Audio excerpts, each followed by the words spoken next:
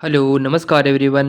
मैं राम स्वरूप स्वागत करता हूँ आप सभी का रीट एग्ज़ाम 2025 के लिए जीके की इस सुपर फास्ट टेस्ट सीरीज़ में। आज की क्लास में 51 क्वेश्चन हम करेंगे, टाइमिंग वही रहेगा 10 मिनट। कितने क्वेश्चन आप सही करते हो कमेंट बॉक्स के माध्यम से बताना।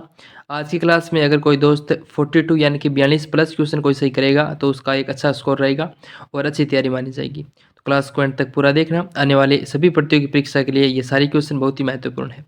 स्टार्ट करते हैं आज की इस बेहतरीन क्लास को। तो आज का पहला क्वेश्चन है कि गोमती नदी के पानी को रोककर राजस्थान झील का निर्माण करवाने वाला पहला शासक कौन था?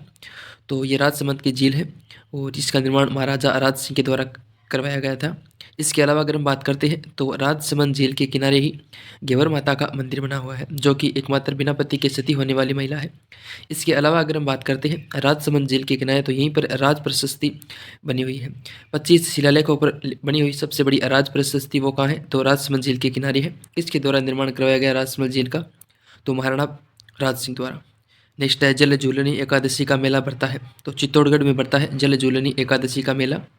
अगला क्वेश्चन है कि 33 करोड़ देवी देवताओं की गद्दी कहाँ पर स्थित है? तो 33 करोड़ देवी देवताओं की साल की अगर हम बात करते हैं तो मंडोर जोधपुर में है। और 33 करोड़ देवी देवताओं के अगर मंदिर की बात करते हैं तो वो है बीकानेर में। कहाँ है? 33 करोड़ देवी देवताओं का मंदिर है बीकानेर में और साल है मंडोर जोधपुर में। इसलिए ए ऑप्शन आपका क्वेश्चन का सही आंसर है। ठीक है। अगला क्वेश्चन है हरिभाऊ उपाध्याय राजस्थान का सी आर दास किसे कहा जाता है? तो हरिभाऊ उपाध्याय को राजस्थान का सी आर दास किसने कहा? तो मुकुट बिहारी लाल भार्गव ने सी आर दास को राजस्थान का कहा। ठीक है। नेक्स्ट है कि किस क्रमांक में सु उपसर्ग का प्रयोग हुआ है? राइट आंसर की बात करते हैं तो स्वागत में सु उपसर्ग का प्रयोग हुआ है, इसलिए चौथा ऑप्शन आपका सही आंसर है। नेक्स्ट क्वेश्चन है कि द्रविड़ शब्द में प्रयुक्त प्रत्यय किस क्रमांक में है? तो द्रविड़ शब्द में प्रयुक्त प्रत्यय क्रमांक की अगर हम बात करते हैं तो इसमें आपका सही आंसर है वो हो जाएगा इत प्रत्यय है द्रविड़ द्रवित में। नेक्स्ट है कि आहट प्रत्यय के योग से बना शब्द नहीं है। तो आहट प्रत्यय के योग से कौन सा शब्द नहीं बना है? तो रुकावट यह नहीं बना है। गुड़ाहट है, मुस्कुराहट है और हिचकिचाहट है, ये तीनों शब्द आहट प्रत्यय से बने हैं। नेक्स्ट है कि चांदनी शब्द का पर्यायवाची शब्द कौन सा नहीं है? राइट आंसर की बात करते हैं तो चंद्रिका, ज्योत्सना, कुमोदी, सुप्रभा, ये सुप्रभा नहीं है। चौथा ऑप्शन सही आंसर है। अगला क्वेश्चन है कि भारत में चार बेंत कला का प्रवर्तक किसे माना जाता है?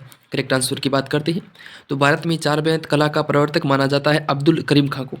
नेक्स्ट क्वेश्चन है कि मारवाड़ की राठौड़ वंश का संस्थापक कौन था? सही आंसर है कि मारवाड़ की राठौड़ वंश का संस्थापक था राव सिंह। बी ऑप्शन आपका सही आंसर है। काफ़ी ज़्यादा इंपॉर्टेंट है। राठौड़ वंश की बात करते हैं तो जोधपुर, बीकानेर और किशनगढ़ के राठौड़ वंश हुई है। 3 जगह प्रशासन किया है राठौड़ वंश ने। नेक्स्ट है कि Rajasthan A R cargo complex स्थित है। तो Rajasthan A R cargo complex स्थित है वो है सांगानेर में। ए ऑप्शन आपका सही आंसर है। ठीक है, सारे दोस्त ध्यान में रखेंगे।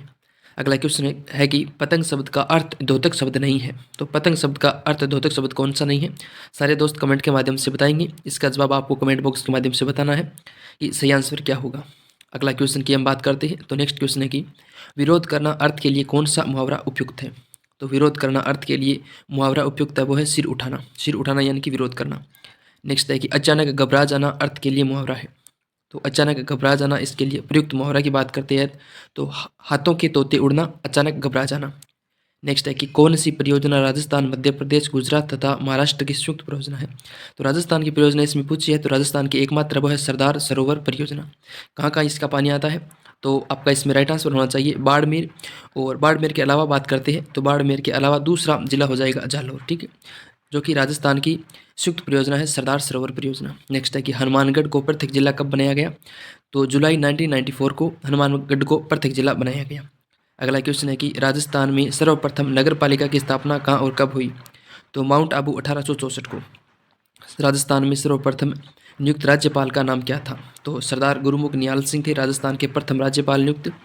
और राज्य प्रमुख की बात करते हैं तो 1956 में राज्य प्रमुख का पद था। 1956 के बाद में राज्यपाल के रूप में नियुक्ति की गई 7वीं संविधान संशोधन के द्वारा। ये आप सभी को ध्यान में रखना है। ठीक है, राज्य प्रमुख कौन थे? तो वो थे मान सिंह। नेक्स्ट है कि राजस्थान में पंचायती राज प्रशासन प्रारंभ कब हुआ? करेक्ट आंसर की बात करते हैं तो 1959 को राजस्थान में पंचायती राज प्रशासन प्रारंभ हुआ। कहाँ से? तो बगदरी नागौर से। ठीक है। अगला क्वेश्चन है कि क्षेत्रफल की दृष्टि से राजस्थान का भारत में कौन सा स्थान है? तो प्रथम स्थान है क्षेत्रफल की दृष्टि से राजस्थान का भारत में।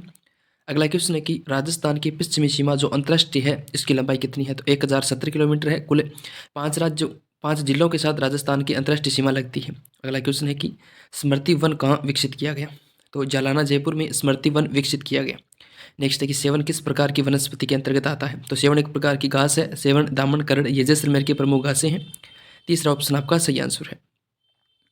अगला क्वेश्चन है कि राजस्थान में चावल का सर्वाधिक उत्पादन किस जिले में किया जाता है? तो हनुमानगढ़, गंगानगर की साइड होते हैं राजस्थान में सर्वाधिक चावल।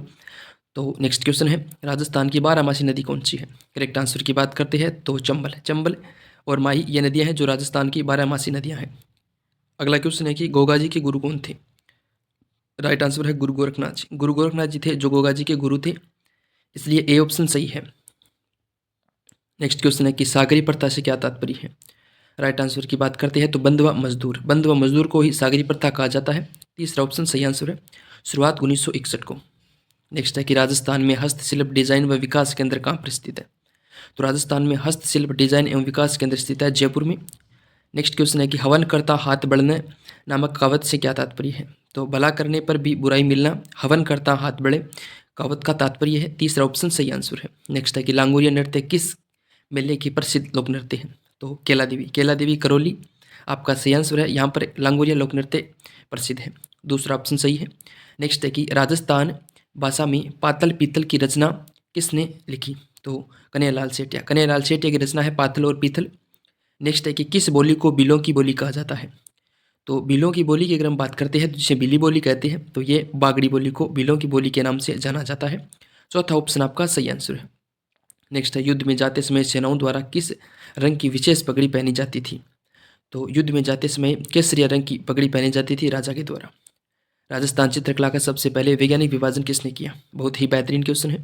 तो राजस्थानी चित्रकला का सबसे पहले वैज्ञानिक विभाजन किया आनंद कुमार स्वामी ने। कब किया? तो 1916 ईस्वी में किया वैज्ञानिक विभाजन राजस्थान चित्रकला का। एक खंबा महल के नाम से प्रसिद्ध प्रहरी मीनार का निर्माण किसने करवाया? तो एक खंबा महल के नाम से प्रसिद्ध प्रहरी मीनार का निर्माण करवाया महाराजा अजीत सिंह ने। देवकुंड की छतरियां किन की याद में निर्मित की गई है? तो बीकानेर के राजाओं की याद में देवकुंड की छतरियों को निर्मित किया गया है। जैसलमेर के राजाओं की याद में कौन सी छतरियां बनी हुई है? तो वो छतरियां बनी हुई है बड़ा बाग की छतरियां। मेवाड़ की महाराणा की छतरियां की बात करते हैं तो इनकी याद में छतरियों का निर्माण किया गया आहड़ की छतरियों के रूप में। तो तीनों आपको ध्यान में रखना है। नेक्स्ट है कौन सा महल मारवाड़ चित्रशैली एवं जनजीवन के चित्रों की अभिव्यक्ति के लिए प्रसिद्ध है? तो कौन सा महल प्रसिद्ध है? तो चोखा महल प्रसिद्ध है। तीसरा ऑप्शन सही आंसर है। बीजक डूंगरी पर सर्वप्रथम अशोक के अभिलेख किसने और कब खोज की? तो राइट आंसर की बात करते हैं तो कैप्टन बट ने 1837, यानी कि आपका करेक्ट आंसर हो जाएगा दूसरा ऑप्शन। बाबरू का शिलालेख उस समय याद में रखना है आपको। बीजक डूंगरी पर सर्वप्रथम अशोक के अभिलेख को खोजा गया कैप्टन बट ने 1837 में। नेक्स्ट है कि किस स्थान को ताम्रवती नगरी के नाम से जाना जाता है? तो आहड़ को ताम्रवती नगरी के नाम से जाना जाता है। अगला क्वेश्चन है कि राजस्थान राज्य अभिलेखागार कहाँ स्थित है? तो ये बीकानेर में है। और राष्ट्रीय अभिलेखागार कहाँ है? तो वो दिल्ली में है। खातौली का युद्ध किस किस के मध्य हुआ? राइट आंसर की बात करते हैं तो खातौली का युद्ध है वो इब्राहिम लोदी और महाराणा संग्राम सिंह के मध्य हुआ। कब हुआ? तो 1517-18 ईस्वी में खातौली का युद्ध हुआ था। ये ऑप्शन सही आंसर है। नेक्स्ट है मारवाड़ का प्रताप किसे कहते हैं? तो रावचंद्र सेन। रावचंद्र सेन को मारवाड़ का प्रताप कहते हैं और मेवाड़ का प्रताप महाराणा प्रताप को कहते हैं। नेक्स्ट है कि हल्दी घाटी के युद्ध को खमनोर का युद्ध किसने कहा? तो अबुल फजल। अबुल फजल ने हल्दी घाटी के युद्ध को खमनोर का युद्ध कहा। तीसरा ऑप्शन आपका सही आंसर है। नेक्स्ट है विजय सिंह पथिक द्वारा प्रकाशित समाचार पत्र कौन सा था? राइट आंसर की बात करते हैं तो विजय सिंह पथिक द्वारा प्रकाशित समाचार पत्र का नाम था राजस्थान केसरी। दूसरा ऑप्शन सही आंसर है। अगले क्वेश्चन की हम बात करते हैं तो मत्स्य संघ की राजधानी कौन सी थी? तो अलवर। अलवर थी मत्स्य संघ की राजधानी। तीसरा ऑप्शन आपका सही आंसर है। राजस्थान से प्राप्त सबसे प्राचीन सिक्के कौन से हैं? तो राजस्थान से प्राप्त सबसे प्राचीन सिक्के आहत के सिक्के हैं, यानी कि आहड़ के सिक्के। तीसरा ऑप्शन आपका सही आंसर है।